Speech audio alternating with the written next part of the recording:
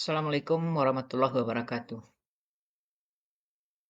Pada kesempatan kali ini saya akan mendemonstrasikan tentang kontekstual modul 11 tentang filosofi pendidikan menurut Ki Hajar Dewantara dan implementasinya di SMA Negeri 1 Candung.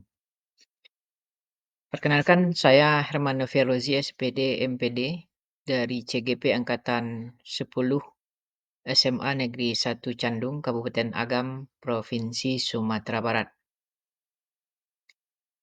Menurut Ki Hajar Dewantara, tujuan pendidikan adalah menuntut segala kodrat yang ada pada siswa agar dapat mencapai keselamatan dan kebahagiaan yang setinggi-tingginya, baik sebagai manusia maupun sebagai anggota masyarakat.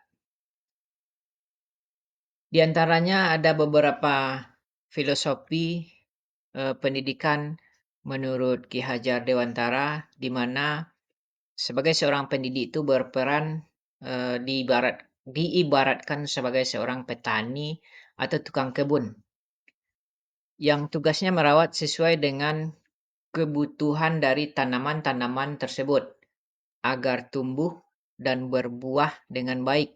Maka setiap tanaman harus mendapatkan perlakuan yang berbeda-beda sesuai dengan kebutuhannya.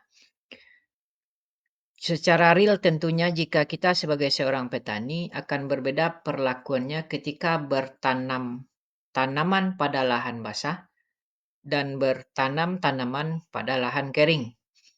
Tentunya dari jenis tanaman yang kita tanam, mana tanaman yang bisa kita tanam pada lahan yang basah, mana jenis tanaman yang bisa kita tanam pada lahan yang kering.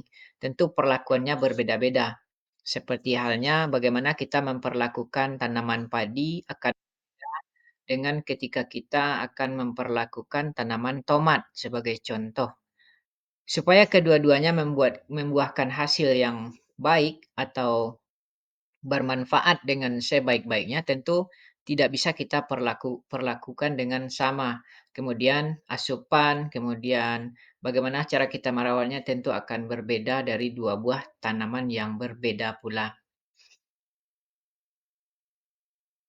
Kemudian bisa juga kita artikan sebagai seorang pendidik, tentunya kita harus mampu menerapkan metode belajar yang bervariasi sesuai dengan kebutuhan siswa.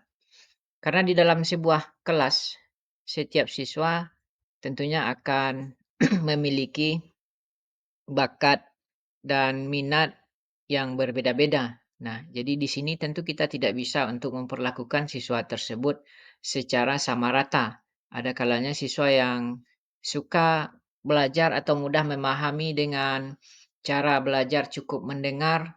Kemudian ada beberapa siswa yang cara belajarnya akan mudah memahami dengan cara mendengar dan langsung mengerjakan apa yang harus dikerjakan sesuai dengan materi pelajaran yang kita berikan.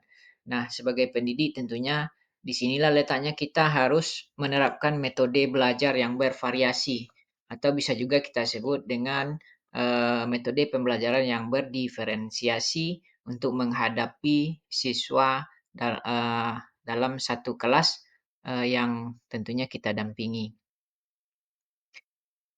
Selanjutnya, implementasi filosofi pendidikan menurut Ki Hajar Dewantara, yang pertama yaitunya menuntun, di mana di sini kita itu mengarahkan kegiatan minat dan bakat siswa melalui kegiatan salah satu di antaranya ekstrakurikuler di samping intrakurikuler dan kokurikuler. Tentunya dalam kegiatan ekstrakurikuler ini kita harus betul-betul memperhatikan bakat dan minat siswa.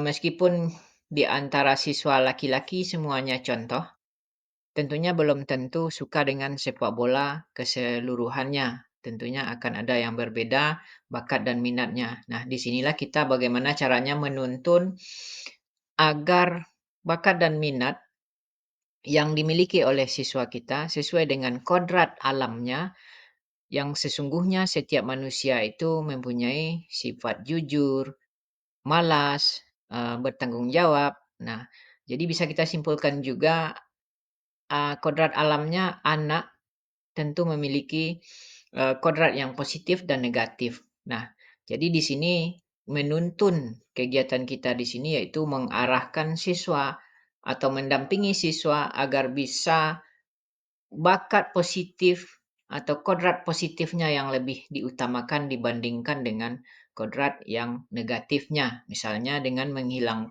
meminimalisir rasa malas sehingga siswa bisa termotivasi lebih tinggi untuk belajar demi keselamatan hidupnya di kemudian hari.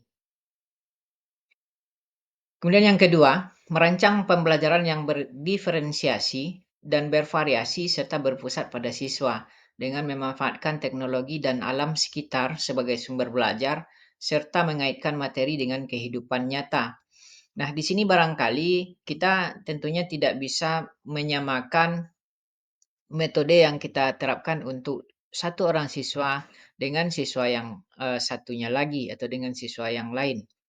Nah, di sini kita juga, merancang pembelajaran yang berdiferensiasi ini tentunya tidak lupa untuk membekali diri siswa, eee, agar sesuai dengan perkembangan, teknologi pada zaman siswa saat ini, untuk membekali dirinya menghadapi tantangan, eee, kemajuan teknologi di masa yang akan datang. Selanjutnya yang ketiga, kegiatan, kita di dalam mendampingi siswa, tidak hanya sebagai mentransfer ilmu saja, tetapi juga harus mentransfer nilai-nilai budi pekerti. Nah, di sini barangkali bisa juga kita ibaratkan kita itu sebagai seorang pamong. Kita mengajar atau mendampingi siswa itu tidak hanya saja mentransfer ilmu apa yang ada di teori-teori kepada siswa, tapi sebaiknya kita itu berfungsi sebagai pamong yang bisa memberikan contoh suri tauladan kepada siswa, sehingga pada kenyataannya nilai-nilai budi pekerti di dalam diri siswa bisa kita lebih tingkatkan dan bisa kita lebih kemukakan dan bisa memperbaiki karakter daripada siswa atau anak didik kita. Sekian yang bisa saya sampaikan. Terima kasih atas perhatiannya. Assalamualaikum warahmatullahi wabarakatuh.